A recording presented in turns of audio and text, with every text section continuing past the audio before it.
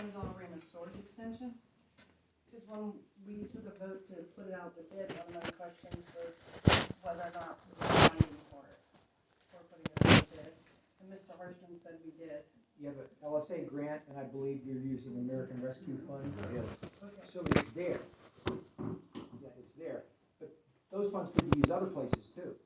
They don't, the LSA has to go to the sewage project, but the American Rescue could go somewhere else in the township. Yeah, we're gonna use some of it on Cobalt when this Rama come up. Yeah, we don't know what we're gonna run into on Stonebridge up there. That could be a mess up there. My opinion is I'm really not interested in a bond. That's my one opinion at this time. We're growing quickly and we have a lot of work here and a very lean staff.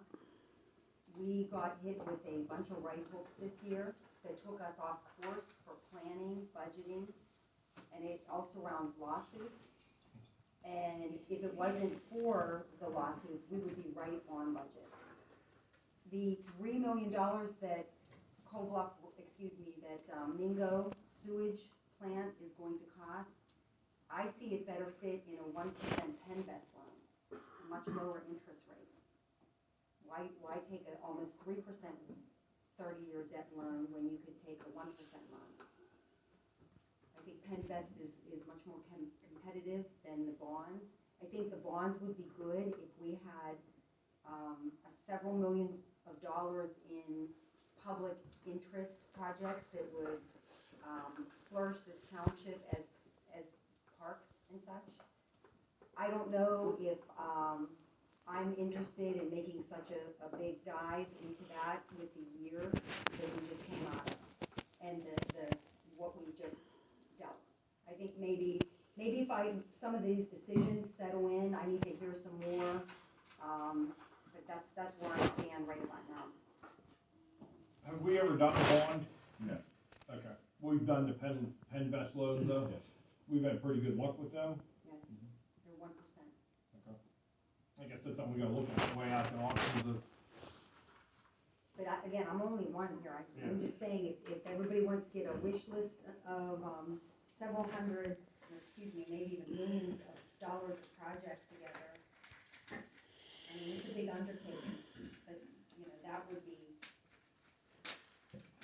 I myself am gonna make a list of, my biggest concern are all this upfront money that we have to pay out of the general fund. And look at Cold Bluff last year, you mentioned lawsuits, they're not going away, they're still here. So that's ongoing. I'll submit what I think we should have, and the only place to get it is to keep dipping in to the reserve, but we cannot balance our budget the way we're going.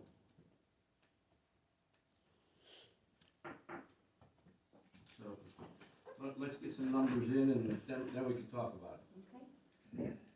Anybody else, any thoughts? Okay, moving on to item 5, discuss serums appointments and meetings. Terry?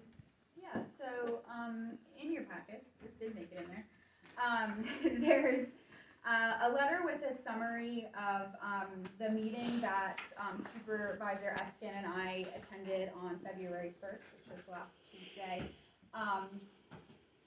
with Doug Pasco, the Chief of Serums, Ed Fry, the Vice President of Serums, and Ron, with the last name I will butcher.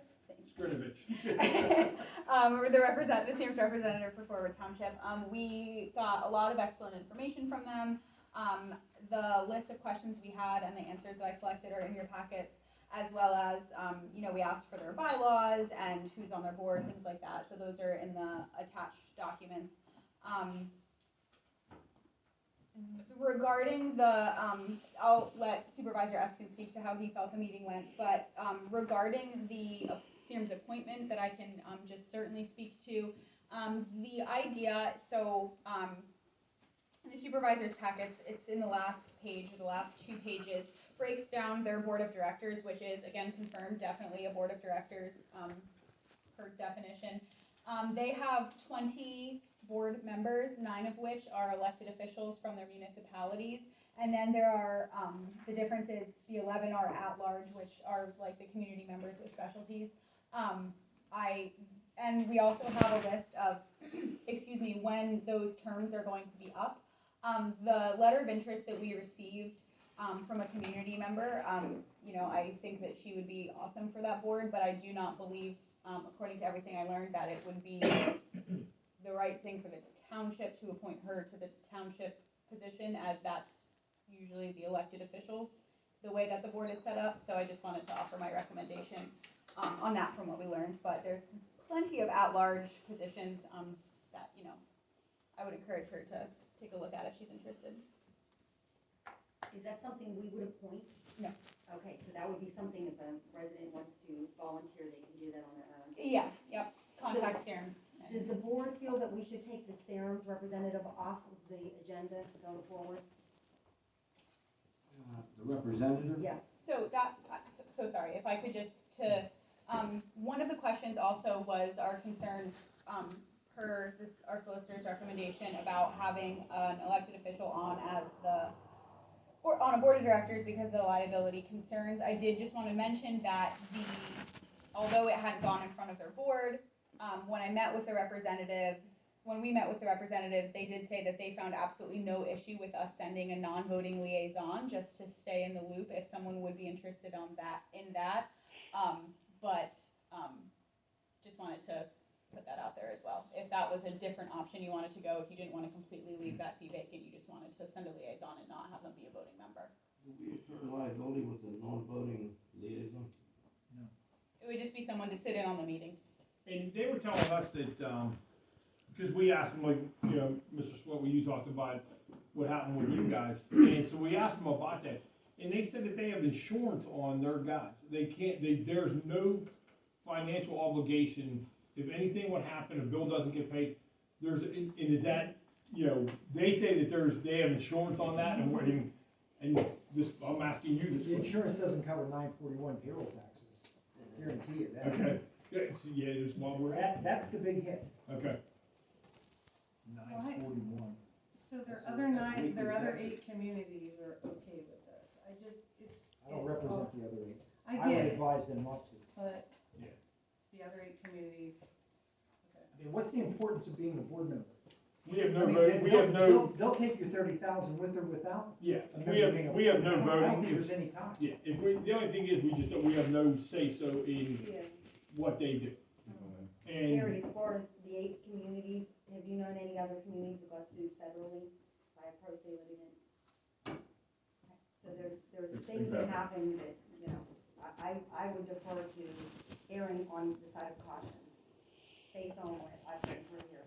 So there's no opportunity to have a representative, because the packet says like the representatives kind of go and state for their own community. Is there any way to have someone in that position without? we could have somebody to go, anybody could go to any meeting. And you can actually speak at the meeting, but you just don't have a voting privilege. Anybody can show up at their meetings. You just don't have, if we don't have anybody on the board, we have no vote. Anybody, all of us can show up to the meeting and talk, but we just don't have a voting seat. Which, as many as people on there, does it really matter? There's 20. 20. Yeah. And as we said, there's 9, one for each community, and 11 at large, which all vote as well. Yes. So if there's community members that want to represent Union Township and their interests, there's plenty of opportunity for citizens to get involved in that capacity as well. If they wanted to put a letter of interest in, we can be represented in other ways. That doesn't necessarily put liability on the township if that's a concern of our solicitor.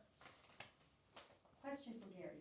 Now that the relationship between Serums and Union Township is evolving in the way that the $30,000 is a fee for service, am I correct in that? Correct.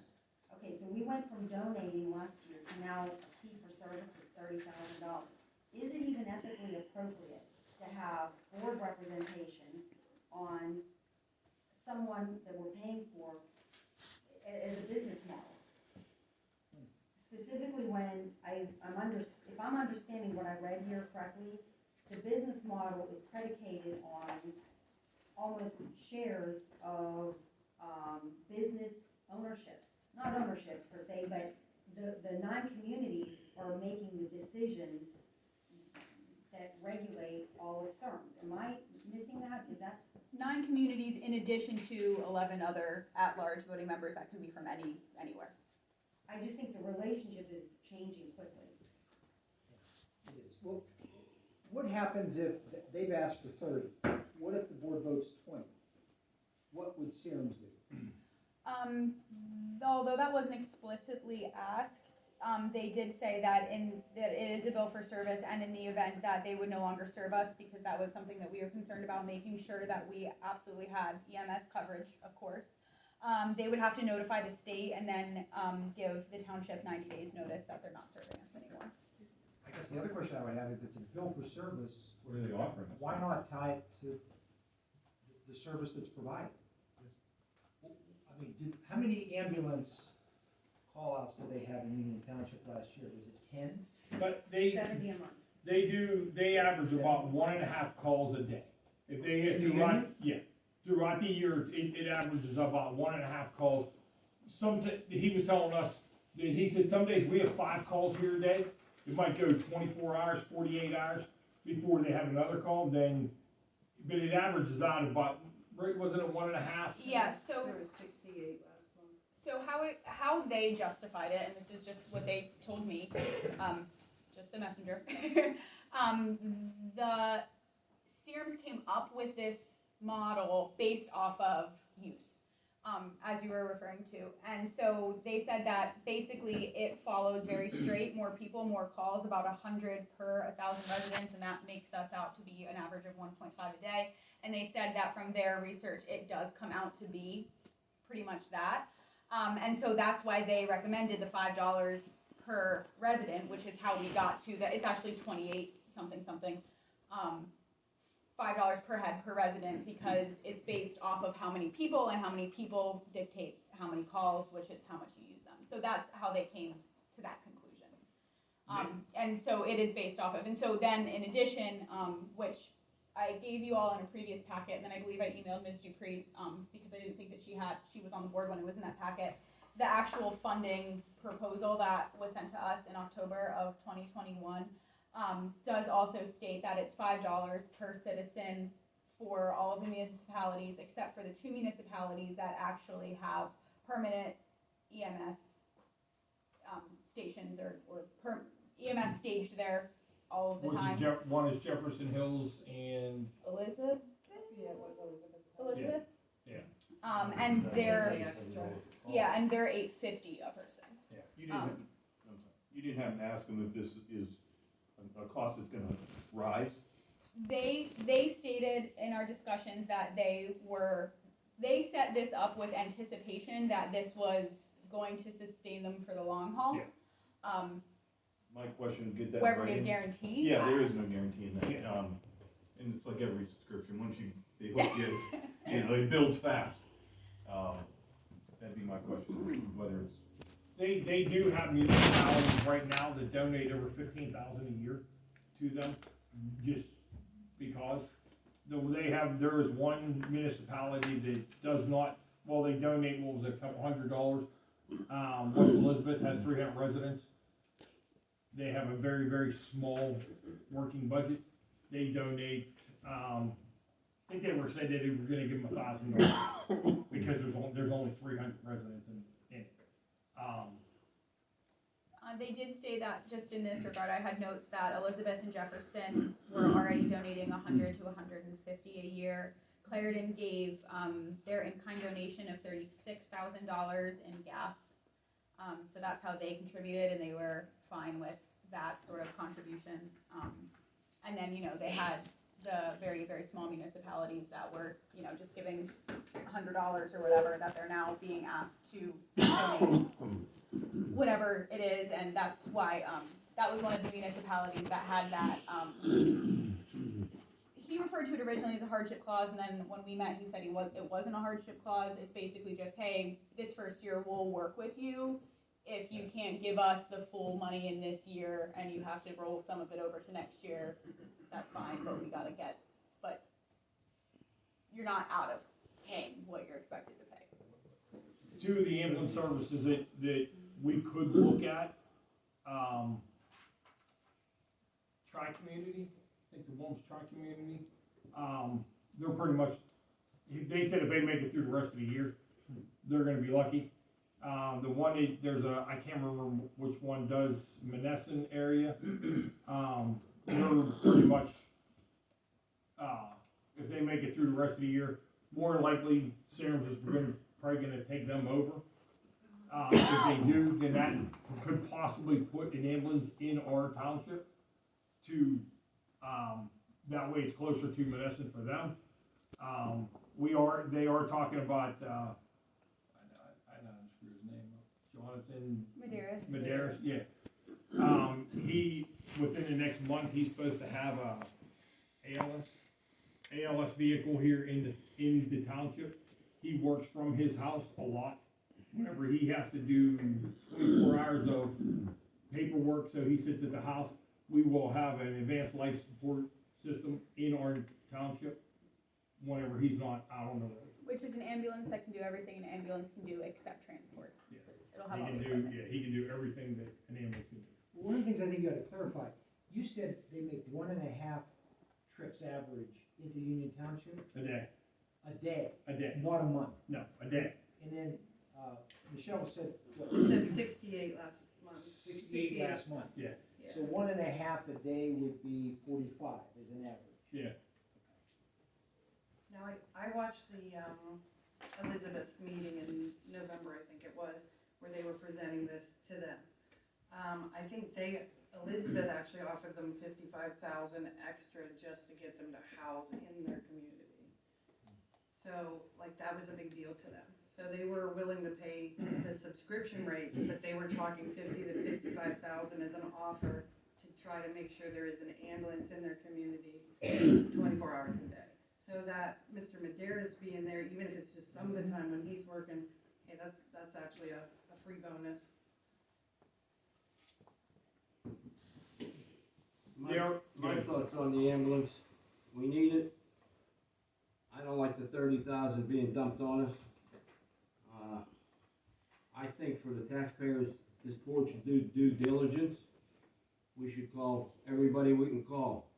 Peters Township's building a new fire station on Bebop Road, for all we know.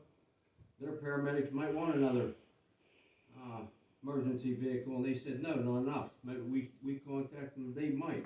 But in the interim, we should contact everybody we can, but we should pay our share. $2,500 a month is what we should be paying. We should pay for January, we should pay for February.